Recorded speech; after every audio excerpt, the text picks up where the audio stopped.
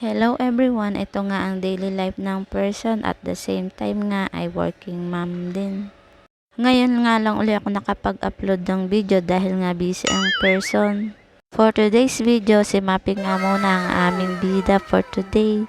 Kaya nga pala may swimming pool dito sa amin ay dahil nag-birthday ang ate at nag-rent kami.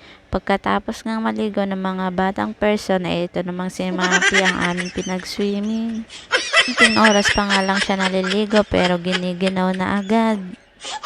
Siyempre, pinaliguan ko muna siya bago ko siya pinag-swimming dito sa pool. At tuturuan nga muna ng batang person si Mappy mag-swimming.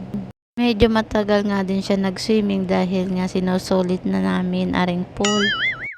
Mula nga nang dumating sa amin si Mappy, siya na ang naging libangan namin ng batang person.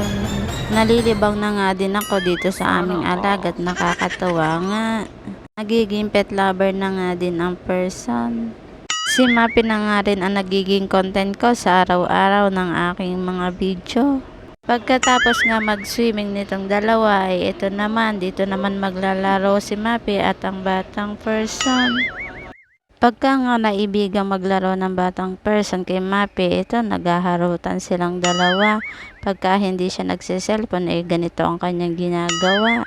Sobrang pagod nga ni Mappy kaya ayan nakatulog na dito sa samento. Mas gusto niya pa ditong pumesto kaysa dun sa kanyang lamesa.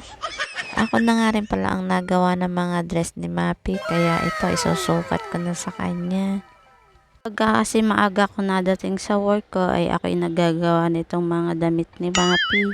Pwede naman kasi din akong umorder sa mga online shop kaya lang nanghihinayang din ako at ako na nga lang ang nagawa. Sayang naman yung pagka-talented ko kung hindi ko naman gagamit nga, diba? Talented yan, napakalikot ng damitan nitong si Mappy. Pag ganito nga wala akong pasok, ito na ang aming bathing time ni Mappy.